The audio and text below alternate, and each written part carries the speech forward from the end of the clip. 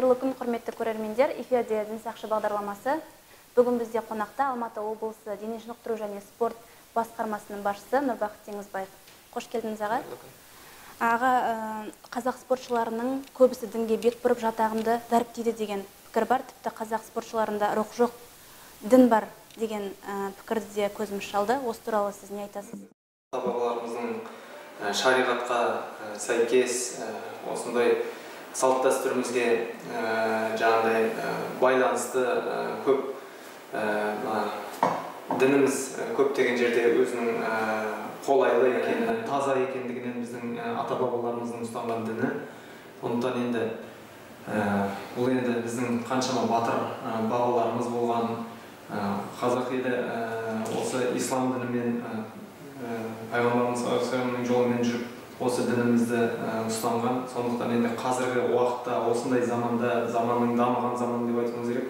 Біздің спортшыларымыздың да көбі енді дін деген ол адамның бір тірегі, мәдениеті деп түсінуіміз керек. Спортшыларымыздың арасында көбі дінге жақын болатын, ол өте рас.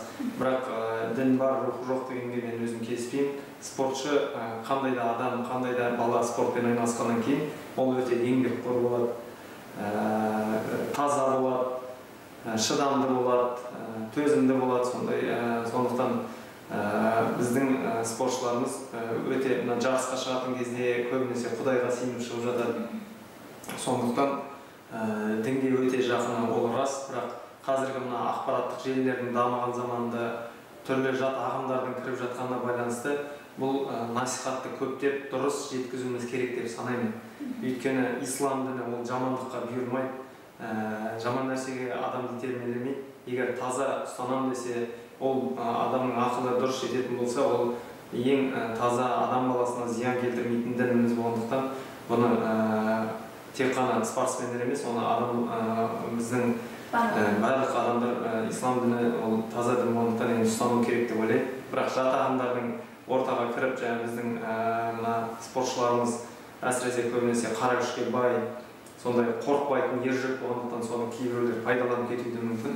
Сондай жат ағымдардың кіріп кеткендері болмаса, бізде спортшыларымыз өте дінге жақын келетіні рас. Аллаға шүкір, намазын толық деп айта аламын. Енді Алла қабыл алсын ниеттерімізді. Дініміз асыл, таза дін, діннің тәрбиесі, мәдениеті ол өте бөлек. Сондықтан мұсылманмын деп осы Алланы бір деп, пайғамбарымызды Алланың пайғамбары деп салаллаху алейхи вассалам біз мойынсұнамыз. Сондықтан ниеттеріміз бар, бес парызды толық өтегіміз де келеді. Ал алдағы жоспарда осындай іс-шара өткізу? Іс-шараларымыз бізде, мысалға, бізде әр спорт мектептеріміздің басшылары бар. Олардың ішінде әдіскер нұсқаушыларымыз бар, жаттықтырушылар мен ашық сабақтар өткізіп отыр. Ол әр тақырыпта тек қана діні ғана емес, жаңағы спорттық жарыстарды ұйымдастыру, одан кейінгі қоршаған ортада өзінің мәдениетін дұрыс қалыптастыру жақтары, сондай көптеген бағдарламалар бар. Одан кейін тәрбиелік жағына көптеген мән беріледі.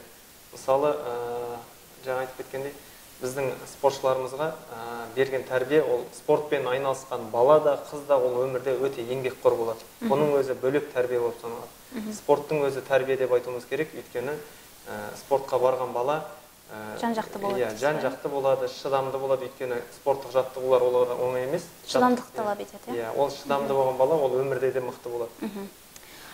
Жастардың спортқа қызығушылығын арттырып, әлемдік додаларға түсіру үшін қандай кеңестер бересіз? Не істеу керек? Ата-аналарға, балаларға өзіңіздің кеңестеріңіз? Өзім кеңесім, мысалы, 100-ден жүйрік, 1000-нан тұлпар дейді. Спортқа келген 1000 баланың бәрі де чемпион болып кете алмайды. Ең бастысы спортқа келген бала ата-анасына, жаңағындай қоршаған туған туысқанына, жан-жақтағы мектепте болсын, өзінің жақсы тәрбиелі, спорт деген бұл өз бір өнер ғой. Сол жерге барғаннан кейін бізге де бойымызға сіңірген бапкерлеріміздің ақыл кеңестері бар. Спортшы болғаннан кейін ол тек қана жақсы жағынан көрсету керек. Егер үлкен жетістікке жетем дейтін болса, ол сабағында жақсы оқу керек. Үйдегі ата-анасын сыйлау, үйді таза ұстау, ауланы таза ұстау, жалпы мектептегі ұстаздардың айтқан тапсырмасын екі етпей жақсылап орындау, осының барлығы жақсы тәрбие. Біз мен спортқа келген балалардың барлығын мына тырнағы шашынан бастап тұрып қараймыз. Сондай тәрбие береміз. Мысалы, әнұранды жатқа білу, және Абай атамыз айтқандай, өз тіліңді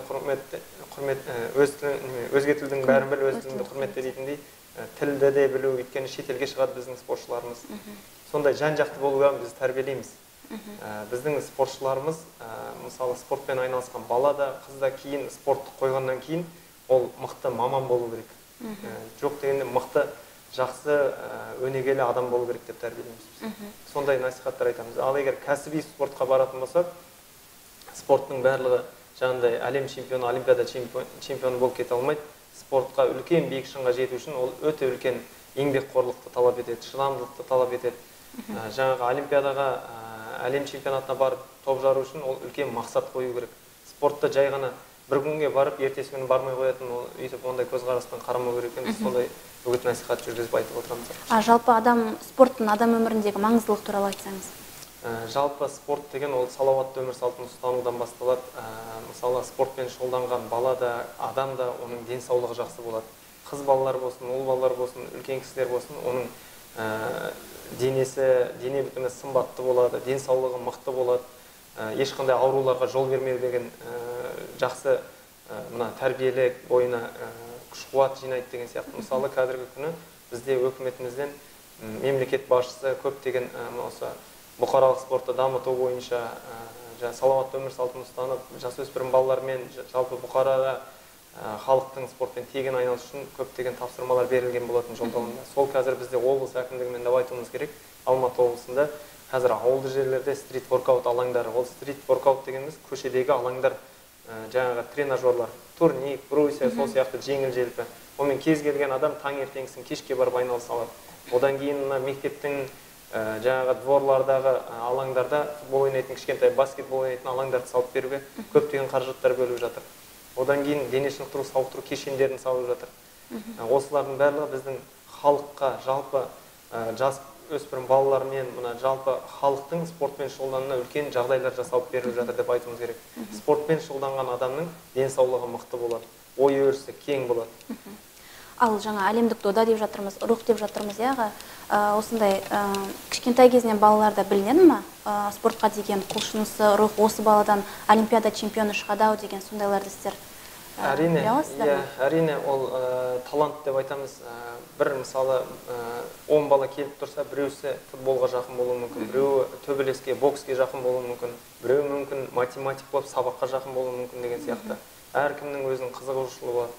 Мысалы, қазіргі күні ауылды жерлердегі кішкентай балалардың көбі атқа мінгенді ұнататын болып жатыр. Өйткені бізде мына желіде Қазспорт бағдарламаларында, жетісу каналдарында, біздің жалпы еліміздің отандық каналдарда осы ұлттық спортты көптеп насихаттап жатыр.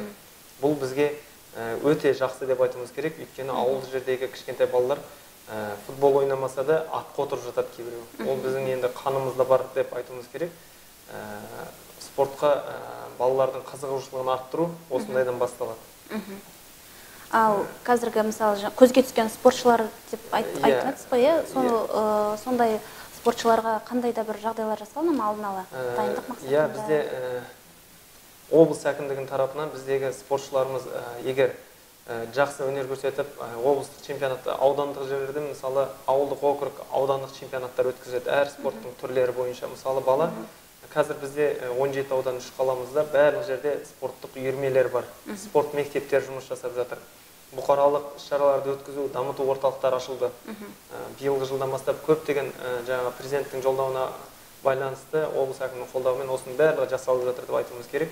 Сол жерлерде мүмкіндік бар. Мысалы, әр ауылда жоқ дегенде бір стадион, мектепте стадиондар бар.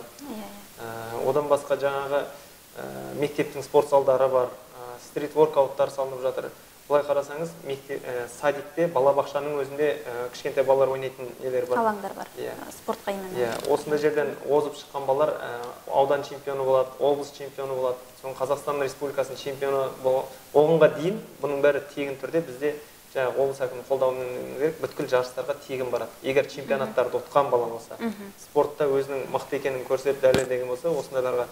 Одан кейін әлем чемпионаты, Азия чемпионатында орын алған спортшыларымызға ай сайынғы стипендиялар, арнайы қаражаттар, инвалид спортшыларға, жалпы олимпиадалық емес, қысқы олимпиадалық спорт түрлерінің барлығына осындай ұлттық спорт түрлеріне де жақсы қаражаттар бөлінген.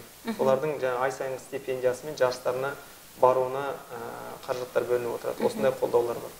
Ал ата-аналарға тағы да бір кеңес сұрай кетсем, баланы жалпы неше жастан берген дұрыс спортқа? Баланы, мысалы, кейбір спорт түрлері бар. Жүзу, қазір бізде жүзу спорты облыс орталық Талдықорғанда бар. Мысалы, Алматы өңірінің жан-жағында үлкен аудан орталықтарында бар.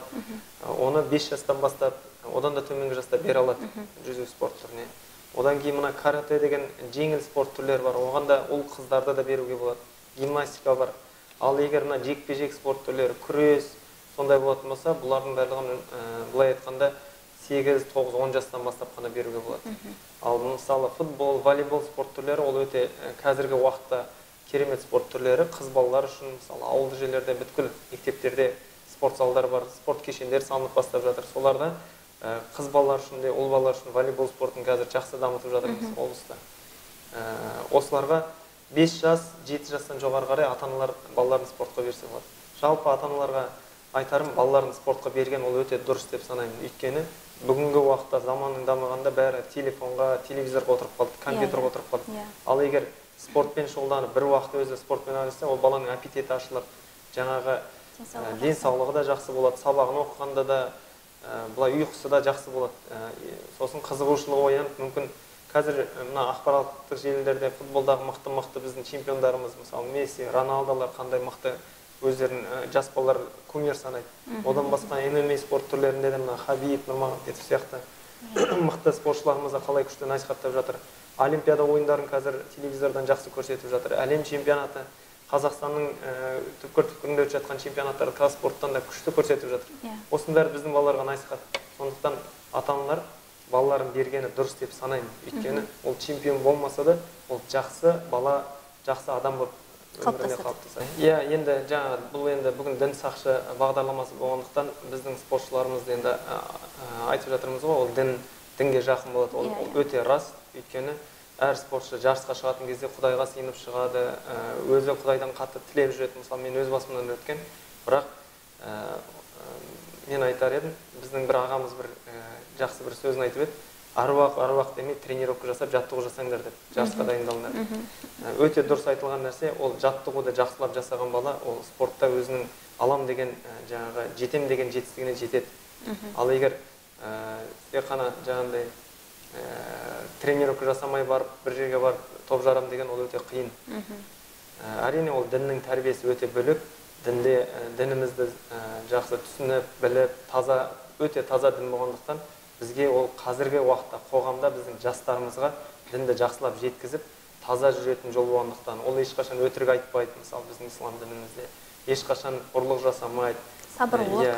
Сабырлық, өте шыдамдылыққа бәріне тәрбиелейді ғой. Сондықтан дінмен ұштастырған ол өте жақсы деп мен өз басым солай санаймын. Осымен біздің хабарымыз аяқталды. Аман сау болыңыздар.